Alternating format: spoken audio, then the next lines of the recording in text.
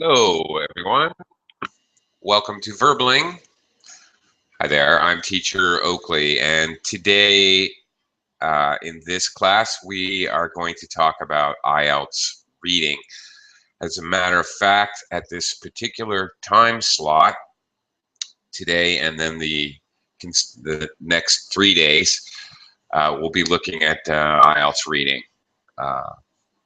Again, today, I encourage anyone who has any questions whatsoever about really anything to do with IELTS or comparing with TOEFL or absolutely anything. Don't be shy. Pick my brain. Ask me questions.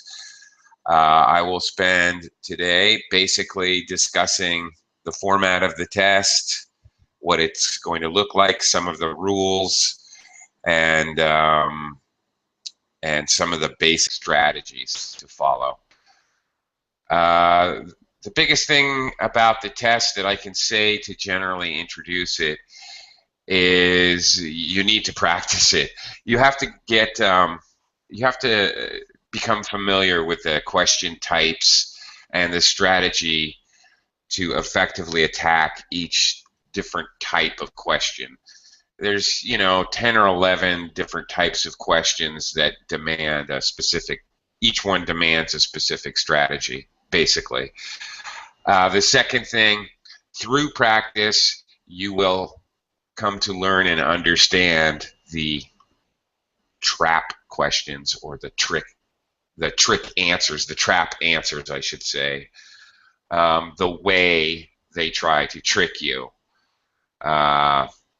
And we will see that they have three or four basically different tricks up their sleeve that they use over and over again. Once you learn to recognize those and eliminate them, makes your job a lot easier. Okay, let me just welcome some students who have joined me. Hello, Igor. Good morning. Hi, Igor. Hello, how are you? I'm doing okay, thank you. Also, looks like Jonathan has joined us. Hello, Jonathan. Hello, Oakley. How's it going? Okay. Should I say good morning or good evening or good afternoon or? Yeah, good evening. Good evening here in Colombia. Good evening. All right. Good evening, yeah. Good evening to you. Okay. All right. Welcome to the class. Hello, Xingyu. Hello, teacher. Have you had breakfast? Are you hungry? No, I just started, Xingyu. I'm fine. Just wake up. Thanks for asking. Well, an hour or two ago. Okay. Alrighty. Let me talk about this crazy IELTS reading test. First of all, the whole IELTS test, there are two versions of the test, the GT and the academic version of the test. In generally speaking, people who are taking the test to get into graduate school or university in an English-speaking country will, of course, tend to take the academic test. Most people think the academic test is a bit harder. There's also the GT or general training test. The general training test is usually taken by people who are trying to get a job or who are trying to get a visa. It's actually required for some countries. Australia, New Zealand, and Canada come to mind. Regarding the reading test, what's the difference between GT or general training and academic? Well, the academic test consists of 3 academic style writing, academic topics, whatever, anthropology, psychology, arts and history. There's almost always one that has to do with nature, biology, ecosystems, or the like. All right, both the GT and the academic test are 1 hour in length, 40 questions. Okay, so 40 questions, 3 passages, roughly 13 questions each. One will have 12, one will have 15, like that. Okay, the GT test will be 3 or 4, usually 4 pieces of writing, but the writing is more instructive, less theory-based, all right? You may have a couple pieces of writing that instruct you on, I don't know, what to do when you come to the university, like orientation material. Or you may have the reading passages, which basically there's going to be one or two reading passages, just like academic reading. The GT will have more direct material mostly, but then it will partly it will have academic material as well. So in the next few days when we're practicing, I'm going to do mostly academic, because basically half the GT test is the same as academic anyway, but a little less theory-based, more practical, like I don't know, information about a travel destination or something like that. Okay, let me say hello to a couple others who have joined us here. Hello, Luo. Oh, hi, okay. Nice to see you again. Long no see. Nice to see you as well. You're not sure about your connection. You're a little choppy, but I can hear you. Okay, it's just a little bit choppy. Just so you know. Okay. Also, like to welcome Dawood. Is that Hello, right? teacher. How are you? I'm okay. Am I pronouncing your name correctly? Yes, exactly. I am? Okay, amazing. Lucky. Okay. Welcome to the class. Dawood, are you planning on taking an IELTS test anytime in the future? Yes, I will take the exam next 2 months. In 2 months. Mm-hmm. Okay. All right. Well, great.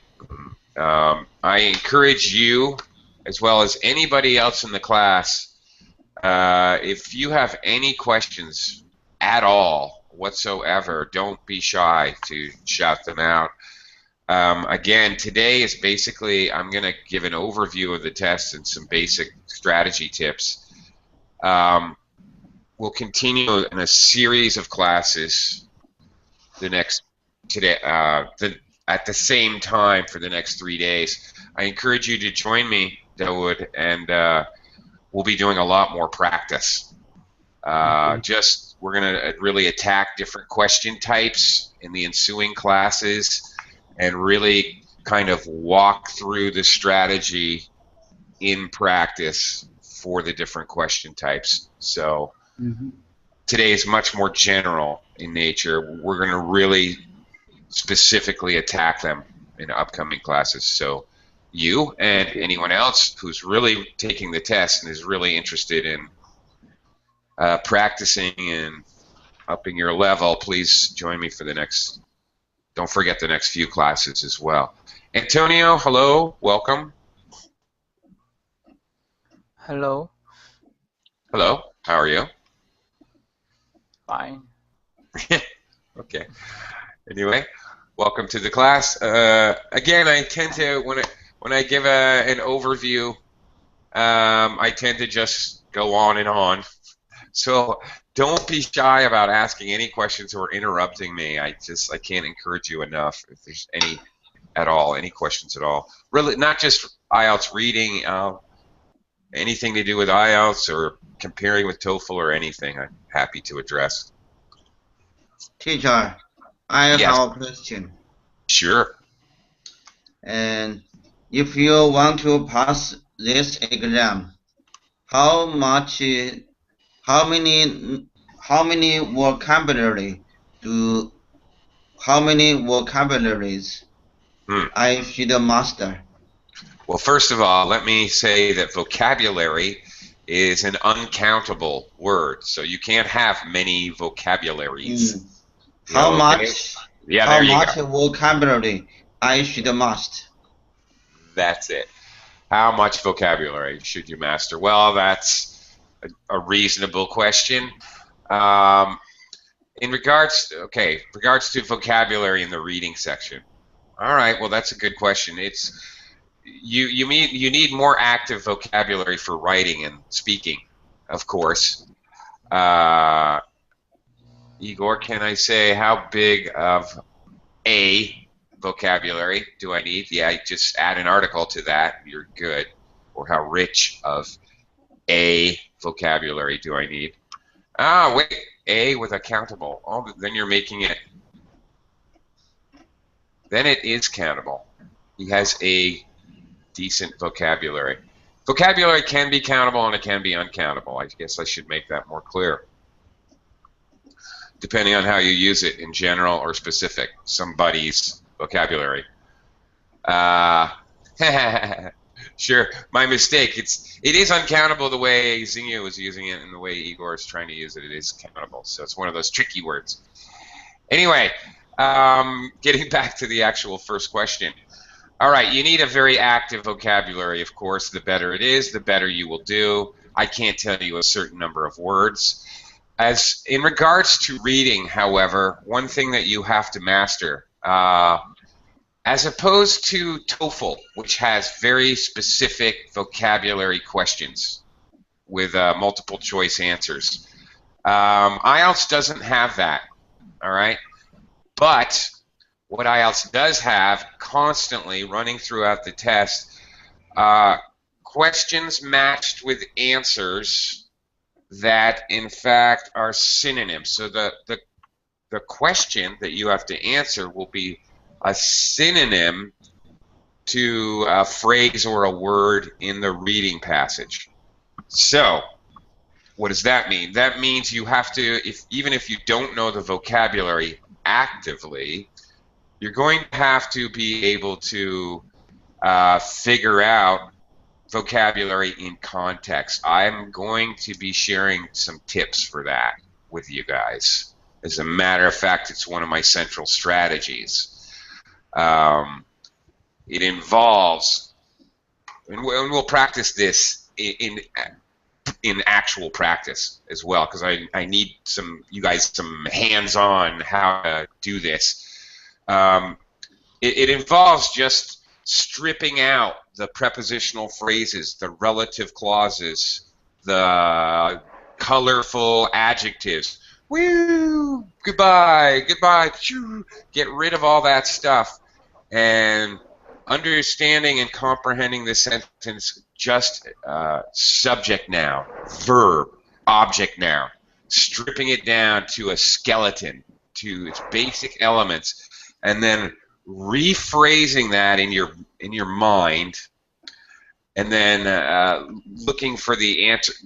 In other words, you're basically summarizing questions. You're summarizing information in the passage and taking that summary from the reading passage and that summary from the question and matching them together. Hopefully, in that way, even your vocabulary or the amount of vocabulary becomes less of a factor if you learn how to do this effectively. So you can mitigate, or sort of you have insurance for how much vocabulary you have. Of course, if you have a brilliant vocabulary and you know 5 million English words, then you wouldn't have to do this. But frankly, even I'm not a walking dictionary. Even I have to do this when I'm doing the practice test. Okay, so, hey, yeah, well, okay, Igor asked if they allow students to use dictionaries. Oh, you wish. Ha! No such luck. No, I'm afraid not. Not for TOEFL or IELTS test, no dictionaries. What if you cheat? I suppose people must. I can't believe that all humans are so wonderful that no one cheats on an IELTS test. But I'm not sure how you would do it, and I wouldn't encourage you, because if they catch you cheating, what they will do, they won't throw you in jail, but they will keep your money. And they will not give you a score, or they'll give you a score of 0. they will give you a score, 0, and they will most certainly keep your money. And these tests are not cheap, as some of you, I'm sure, who are Jonathan and Dawood, the guys who are actually ponying up, paying up the money, you know they're not cheap, so you wouldn't want to waste your money. Absolutely. An arm and a leg? I don't know. Actually, what is the price? Dawood,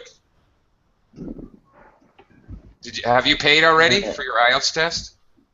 I didn't pay it, but it's about 250. That's exactly what I was going to say. Okay, that's exactly the amount I was going to say. That's what I thought. I was just afraid maybe they've recently raised the price, but that's exactly what I was going to say. Yeah, that's it. 250 American dineros, dollars. That's right. And that's everywhere. It's the same price everywhere. So, yeah, it's not that much. Well, it depends. It's relative, of course. All right, let's get back to the exam. Okay, I have to say something about the exam itself, the format. All right. Whereas, of course, TOEFL IBT has moved to a completely computer-based test. Everything is on the computer. You're typing on the computer your answers or speaking in, and your recording when you take the speaking test is recorded on the computer. IELTS is a little more primitive, should we say. It's actually a paper test. So, and in the speaking portion, you'll be speaking to an actual human being. They will record you, of course, but you're actually talking to a human. And in the written part of the test, you'll receive a booklet, okay, with the reading passages and the questions. Do whatever you want to that booklet because no one else is going to see it ever. You're also going to get, you're going to have, in addition to the booklet, you're going to have a answer sheet. All right. Hang on a second. Maybe I can. I think I have an example of that. I should show you a little something about that answer sheet. When it comes to the answer sheet, oh, what's going on? When it comes to the answer sheet, first of all, your answers have to be grammatically correct. If you're doing a fill-in-the-blank exercise, for example, it has to be grammatically correct. That means verb tense or subject-verb agreement, okay, conjugating your verbs. It's got to be correct. Also, now this is crazy, but true. And it shouldn't be a problem in reading, all right? In listening section of the test, you have to be careful because your answers have to be spelled correctly. If they're not spelled correctly, they are wrong. All right, here, let me share this. This is a listening test answer sheet, but it's exactly the same with the word listening changed to reading. For reading here, let me show you this. All right, it's going to look something like this. The 40 questions, the listening and reading answer sheet look identical. And the listening sheet, you have to be careful. Look at this answer down here, number 19. If you can see that, $10.50, they've misspelled dollar. Now, contextually, dollar might be the answer. This could be the correct answer, but it's not spelled correctly. There's no reason or excuse for this in the reading test because you're just even the fill-in-the-blank exercise, you might have to fill in the blank with a word from the reading passage, but the word will be right there. All you're doing is copying it. Just make sure you copy it correctly. That's all. In the listening test, of course, you're just hearing the word and writing it down, so it's a little more crucial. pardon me, sorry. In both listening and reading, when you're doing the worksheet, when you're doing the answer sheet, the listening part of the test, they give you 10 minutes. After all the listening, they give you 10 minutes to transfer your answers from the booklet to the answer sheet. In reading, you have no such extra time, all right? Everything must be done in an hour. Okay, 40 questions in an hour. All right, do the math. I mean, 60 minutes, 40 questions. Okay, that means you have about a minute and a half per question. That's right. Here's the big thing. The enemy, your enemy is the clock. Frankly, most people do not finish the test, which we'll talk about in just a minute. One of my main strategies to talk about is how to, actually all of my strategies that I will share with you, not some, all of them basically have to do with clock management, time management. Anyway, okay. Also, be extremely careful with the instructions to answer the question. All right. For example, if there's a true, false, or not given question, they also have yes, no, not given questions. Okay.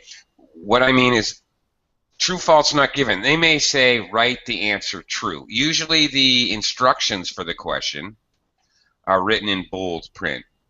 Well, we'll definitely take a look at that, and I'll remind you again. But if the instructions to say write true, false, or not given, then you have to write true, false, or not given exactly how they say to do it.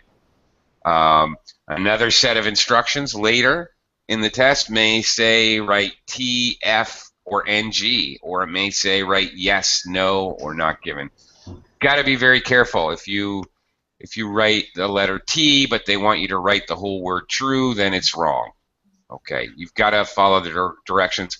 Similarly, in the listening test as well, listening and reading, you've got to follow the instructions. Listening may have instructions like write no more than 2 words. So if you answer with 3 words, then it's wrong, even if your answer is correct. In actuality, if your answer is not grammatically correct, if it doesn't follow the instructions, et cetera, then it is wrong. Also, in the reading section, we will be spending some time looking at headings questions. This type of question requires you to basically give a title to each paragraph. All right? The instructions will ask you to write Roman numerals. You don't have to know Roman numerals. The answers, there's an answer attached to each Roman numeral. You don't have to know them, but you do have to answer. If, for example, here the test taker has written VII, if they had written the actual number 7, then they would be wrong. Yeah, Igor, they're extremely picky. If I envision, IELTS test preparers, the people actually making up these crazy tests, I can't help but picture little old, wizened, wrinkly old men like living under a bridge, cackling madly. Here's what we'll ask them. How can we confuse them even more? Yeah. I don't know. Smoking opium and rubbing their hands together like evil scientists. That's just how I picture it. Of course, probably couldn't be further from the truth. But in any case, yeah, as we will definitely see when we're looking at all these things, they try to trick you, trap you, trip you up. Yeah, good one, Igor. As if, indeed, their job is to try to confuse people, I guess. Yes, sometimes it seems that way. Sometimes it seems like they're really not testing your English. They're testing your patience. Okay. All right, let's talk strategy. All right, let's talk skimming and scanning. Okay. Again, I want two more general basic strategies I would like to introduce. One is skimming and scanning. You have to kind of figure out how you're going to do this. All right, very good. Okay, Igor asks, what is skimming? What is skimming? Does anybody have any idea what we're talking about? I guess this skimming is similar to scanning. Well, they are, just one is more general and one is more pointed. Skimming is basically reading for general ideas. For example, if you ever get a physical paper, and you're on the train or on the bus, you may skim the articles. You're not in depth reading them. You don't care that much. Yeah, you flip through. You quickly go through. That's right. Just to get the general idea, the main point. That's skimming. Scanning is when you're looking for a specific keyword, all right, and you're trying to find that keyword in the text. So you have to some balance. Now this really, I'm giving you a general tip. Now, how deeply you skim, okay, your exact strategy for scanning can be very unique to you. There's a balance that's going to happen. Okay, now, I will definitely be talking about this over and over again through the next 3 days, how much you want to be doing. Okay. All right. Luau points out that keywords are nouns. Often they are. That is true. However, I have to tell you, while that is extremely true, one of the IELTS tricky tricks that they do, they like to play around with adverbs, particularly adverbs that show that quantify or show how many or how much or how often. So they'll give you an answer that says frequently, but in the reading passage it says sometimes. Very tricky. So you're going to find, although keywords are usually nouns or the main action verb, well, has a point, you also are going to have to keep an eye on those tricky adverbs because they are going to try to fool you with those. I will be mentioning that again when we look at specific examples. But, okay. Anyway, skimming, scanning. Look, I'm a native speaker. I read really fast. I can read a lot of words per minute. I'm not saying that to brag. Actually, I'm preempting my own warning to you. I can take the time to read each article. I can afford to do that because each passage in academic writing, for example, are approximately 2,200 to 2,500 words. Okay, which is quite a bit. So if you can calculate, you're reading 300 words per minute. You know, you can kind of calculate out it's going to take you around 8 minutes. Now, if you want to spend 8 minutes reading each article, okay, that's 24 minutes subtracted from 60. You're down to 36 minutes to answer 40 questions. Holy smokes. Good luck with that. That's going to make things very difficult for you. Okay.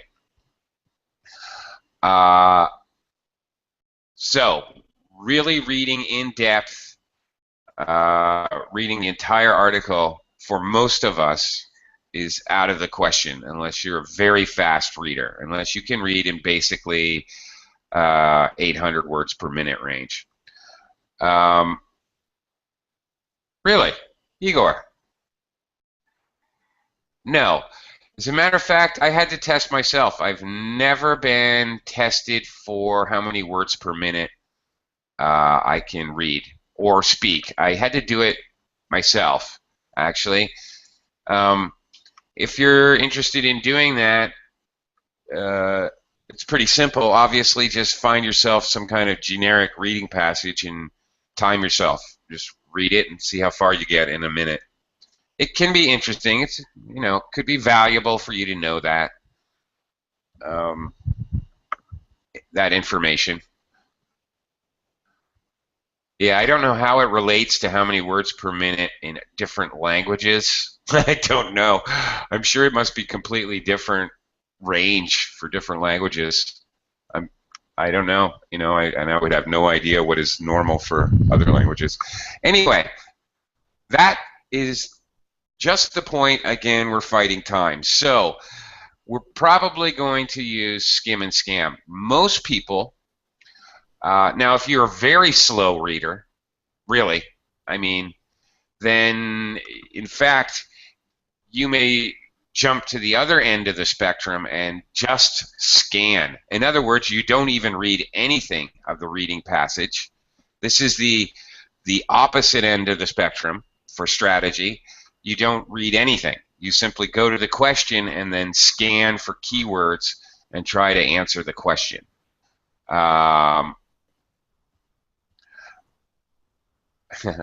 Okay. Each IELTS passage has, well, in the academic anyway, each passage has about 2,200, 2,500 words is average, somewhere in there. So, yeah, it's pretty long.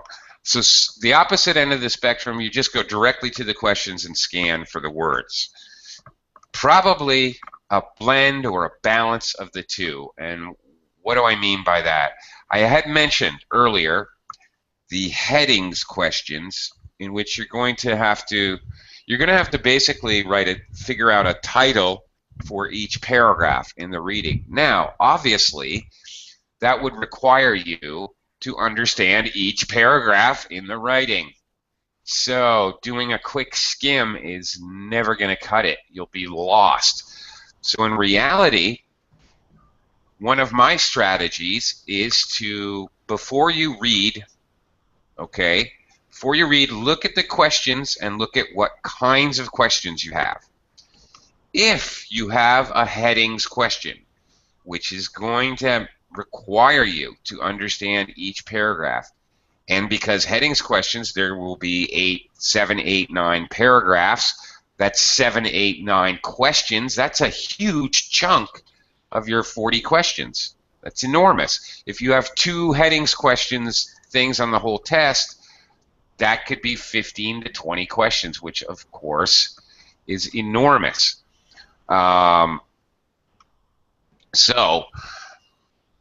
You're going to want to slow down and skim more thoroughly. I will practice this with you, how to do this effectively and yet manage time.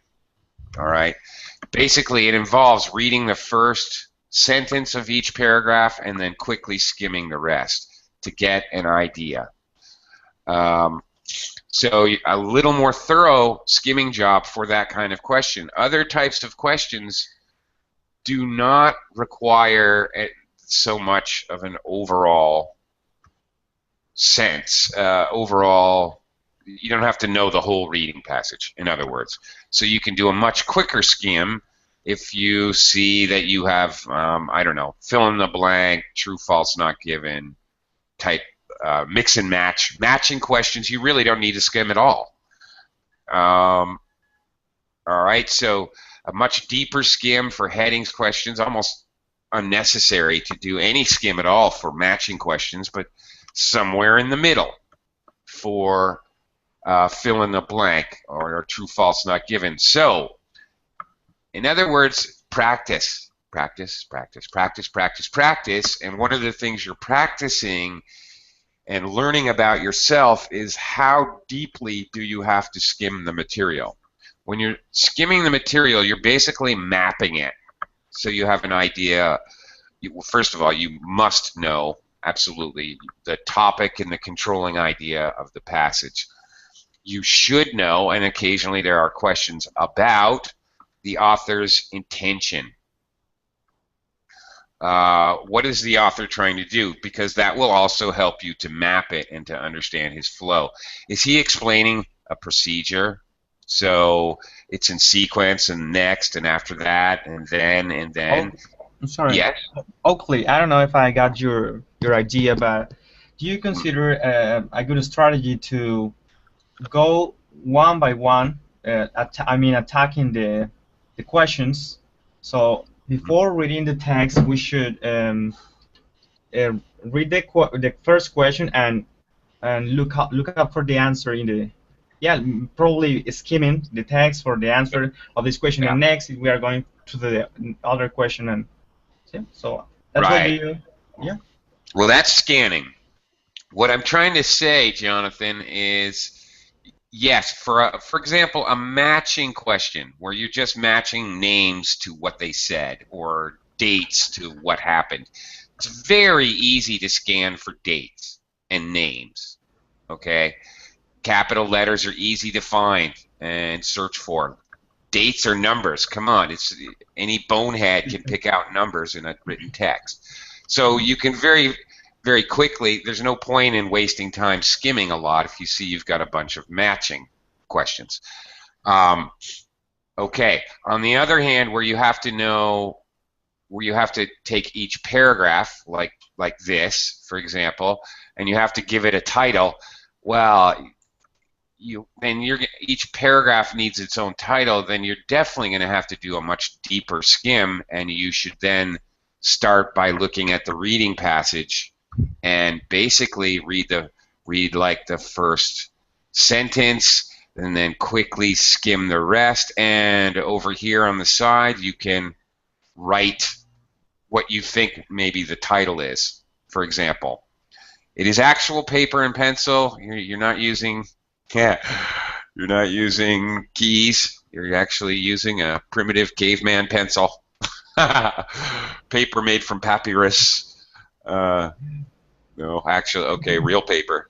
But, so, okay, yes, I said right next to the passage. You can write anything you want to. If you skim and you see keywords, you can underline them, you can circle them, you can make pictures of flowers or dinosaurs.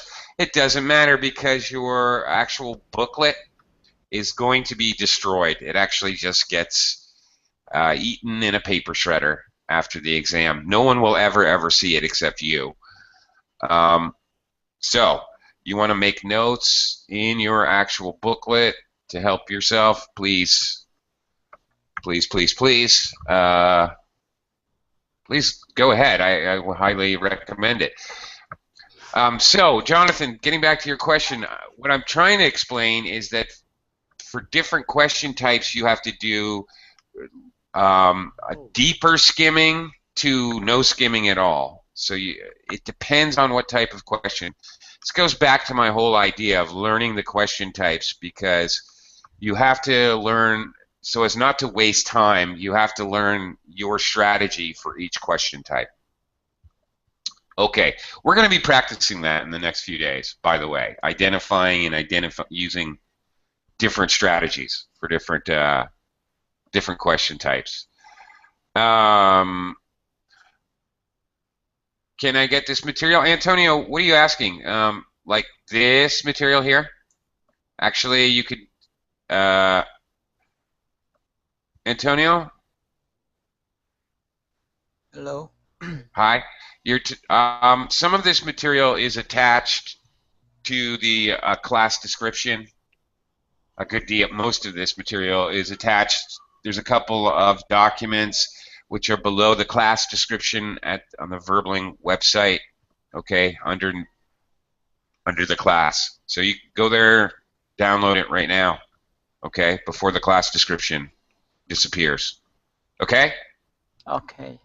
All right, go get it now, because those class descriptions will disappear after the class is over. So anybody who wants the material, just go download it from there.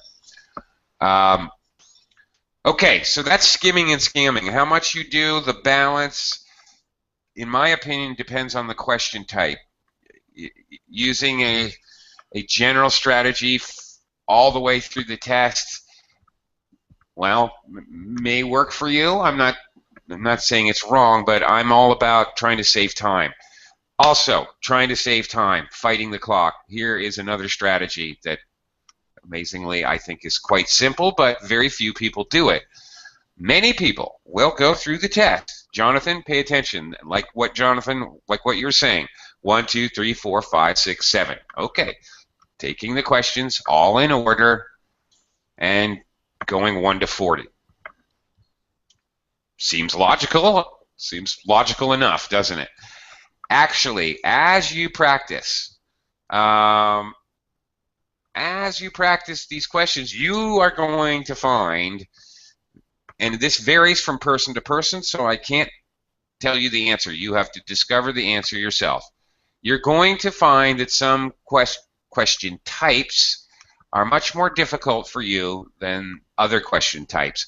Many people have difficulty with true, false, not given questions.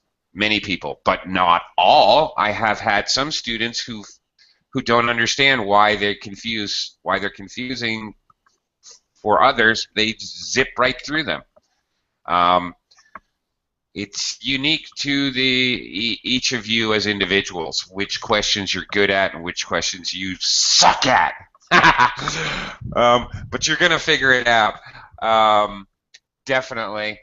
Okay, so another factor here, if you're going to do 1, 2, 3, 4, 5, 6, 7, 8, you should know that the reading passages in academic, it's 3, in GT, it's 4. You don't know which one, this happens frequently. One will be somewhat easier, one will be sort of in the middle, and one will be much more difficult. This happens a lot, but you don't know. It doesn't necessarily go in order. The first one is the easiest. They don't necessarily get progressively harder. So, frequently they put the easy one last. So imagine your chagrin. Imagine how annoyed you're going to be when you finish the test and you only do 32 questions and you only had just enough time to realize that the last passage was actually the easiest, and you lost 8 points because you didn't do the easy one first. Okay, here's what I'm saying. Do 2 passes, the 2-pass method. You're going to go through the test, picking out all the easy questions first. And any questions that you can identify as being difficult for you as an individual, or you know that they're time-consuming from practice. You know that they take you a lot of extra time. Leave them. Just pass them. Give them a bye. Just leave them and come back and do them later. So you're taking the entire test twice, but you're making sure that the questions you have a high confidence, you have a practice history of usually getting these questions right. So you're doing these questions first. You're doing the less time-consuming questions first, getting them out of the way. You're attacking the easiest reading passage, so you get the most questions in that reading passage. So that's the strategy. It's quite simple. Going through the entire test 2 times so as to maximize the number of questions you're able to answer. Again, most people do not finish the test. Most people do not answer every question. So it is of utmost importance to have strategies to fight the clock. Way earlier, Xingyu asked me what if, in order to pass the test, and he asked me about vocabulary. I actually wanted to address that and I forgot. There is no pass the test, first of all. You're taking the test for a reason. Nobody just takes it for fun. Can imagine. You're taking the test for a reason, so you're trying to get a visa to Australia. Then you need to take the general training test, and to get a very simple work visa, I think you need a 5 overall or a 5.5, one or the other. Most universities are going to require a 6 or 6.5. Some graduate schools will require 7 or 7.5. Okay, so you're taking the test in order to get into a school which has a minimum requirement, or to get a visa which has a minimum requirement, or to get points. Some countries like Australia have these strange kind of odd point systems to get a visa. They include things that have to do with your age. You get points for your age, for skills, for how long you've had a job, and for how you perform on the IELTS test. Actually, that will enable you to get a visa. It will help you. So the better you do, there's no pass or fail, but the better you do on the test, the more points you get toward getting a visa. All right? So there is no absolute pass fail, but obviously the better you do better on the test. It may help you just a little bit in getting into a university. You do a little bit better, it may help you to get your visa. Okay. Alrighty, let me buzz through. Okay, one thing. All right, texts are divided into paragraphs. They certainly are. You should just, this is a fundamental of whatever, TOEFL or IELTS, doesn't matter. Oh, really? Well, your wife took it for no purpose? Wow. No kidding. No, that's Crazy. true. That's true. That's true. Yeah. Really? And how did she do? Yeah. Average? Very well? 6.5, I think. Yeah. All right. Okay. Yeah. Slightly better than average. Most people get 5.5 or 6 is considered to be pretty much average. Most of the people who take the IELTS test, it's kind of like a bell curve where 5.56 is at the top, and you have, I don't know, really some 50% of all test takers get that score. And then as it drops off toward the edges, you know, toward a 9, which, by the way, I never mentioned, your IELTS scores band scores. You get scores 1 through 9 in degrees of 0.5. So 3.5, 4, 4.5, 5, 5.5, 6, like that. If you get the highest score possible passing the test, well, it certainly would help. What it means is that now you can apply to be an IELTS interviewer, is what it means. actually, that's actually true. Straight 9s. Okay, another fundamental thing which you should just keep in mind for both TOEFL and IELTS. Everything is organized into paragraphs. Every paragraph is organized this way. Not only what you read, but also it should be what you write in the writing portion of the test, and at least in the opinion part of the speaking test, you should be speaking in the same basic template, if you will. So all of the reading, GT or academic, all will be organized into paragraphs in which there is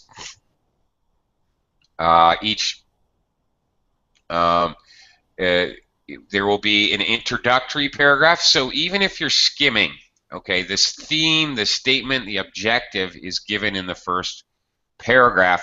You must, in order to really understand, because you're answering so many questions in context and about context, you must understand what is the overall topic, okay, and then what is the focus. the explicit focus on about the topic that you're looking at, or what's called the controlling idea. You've got to understand that. You're going to find that in the first paragraph. All right. There are different styles of writing where you may do bridging paragraphs and blah blah blah. It really doesn't matter. In both the TOEFL and IELTS, it's always going to be this very straightforward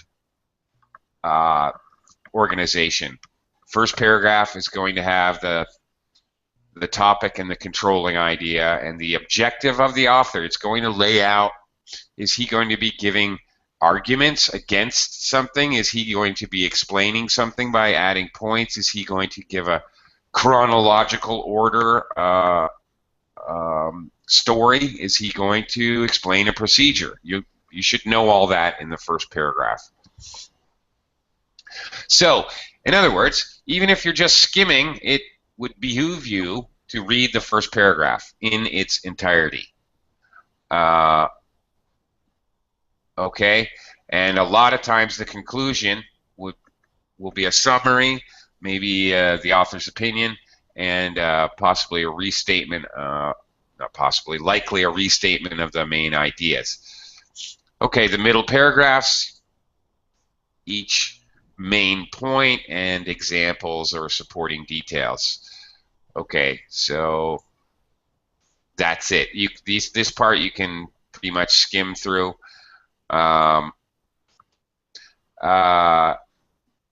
Really, questions overall, this is a very general statement, but in my opinion, this is just my opinion, questions that have to do with the middle, the specific information, are a lot easier than questions that have to do with the intro and the conclusion, just generally speaking, because well,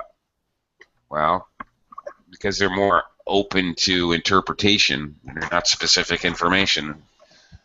So that's also another reason why I suggest that you read the entire paragraph for the introduction. Okay, let me talk, or reminders, or I may have mentioned some of these, a couple of them. Let me zip through the strategies. Make notes. Yeah, you can underline, you can draw arrows, symbols, question marks, whatever helps you. You figure out your own note-making strategy, and you're going to definitely be doing it in listening, and you can do it as well in reading. Okay, try to predict what you're going to read about. Actually, this is very effective, and it's a strategy you will be using in listening. Be predictive. Try to predict what they will likely be saying.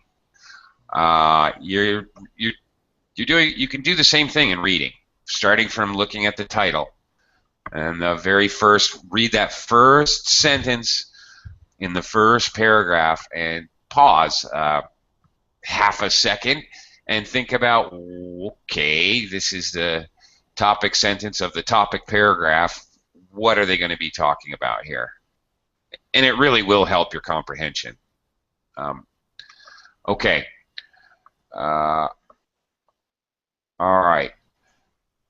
When you're skimming, what you're doing is you're building a mental map of the passage along with a few notes. What are you doing? You're building a map, so when it comes time to scan for specific information, you can find it faster. You're investing time in order to save time later. Okay, that's it. Definitely by reading the first paragraph, you should definitely figure out if there's only certain types of reading passages: problem and a solution, chronological account, positive, negative, advantage, disadvantage. Okay. Explaining a procedure. That's pretty much it. There's always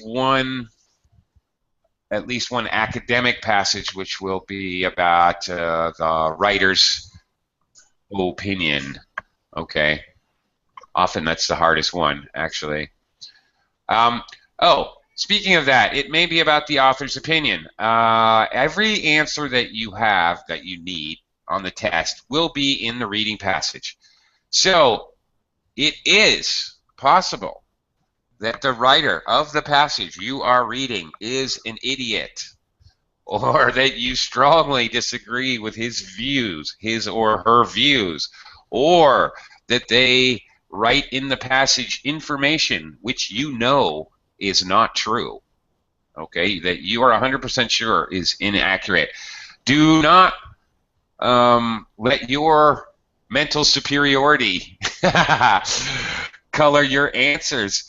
What can you do? You have to go with what's in the reading passage. The reading passage contains all answers. Even the inference questions are a jump in logic of about a centimeter. They're not very, they're an obvious inference. It doesn't, you're not, you know, figuring out a detective novel.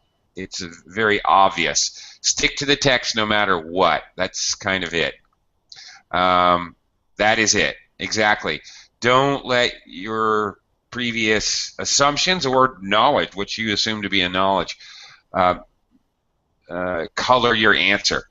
It definitely does happen. It's definitely not normal, really. I can't say that it's normal, but it definitely does happen where I run across reading passages where I'm just thinking,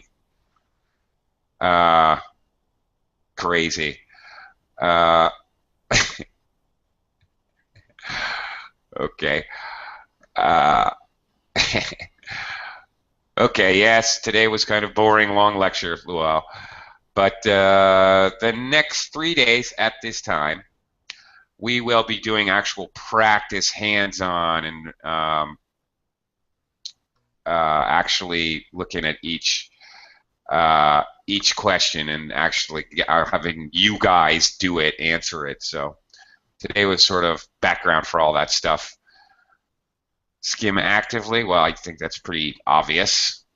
Duh. Okay.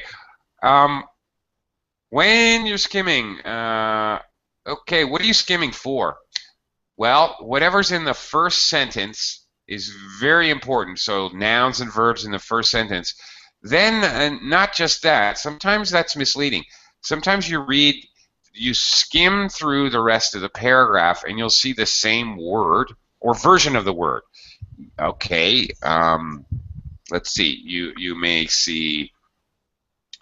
Let's see. You may see paleontologists, dinosaur hunters, dinosaur bones, scientists who search for dinosaurs. Okay, all in the same paragraph. Okay, well, all right. The main idea, the focus of this paragraph is about paleontologists, guys who dig up dinosaur bones. All right. So you'll see different versions, maybe in different forms, verb, noun, whatever, of the same words. And most importantly, the big one, don't lose track of time. Yeah, that's right. You got to keep your eye on the clock. Not only that, you should have a good idea. You should have a good idea of how many. You don't have to know every second, but you should, during the test, you should have a good idea of where you are in the test, how many questions you've answered. Even if you're doing the two-pass method, okay, I've answered about 20 questions. I'm about half an hour into the test. Okay, or I've only answered 15 questions and I'm halfway through the test. Then you know you got to pick it up. You got to speed it up. Hopefully, in reality, if you're going to do the two-pass method, by the time you get to a half an hour, you should be done at least 25 questions because you're doing the easier, less time-consuming questions first. Okay. Anyway, join me the next few days.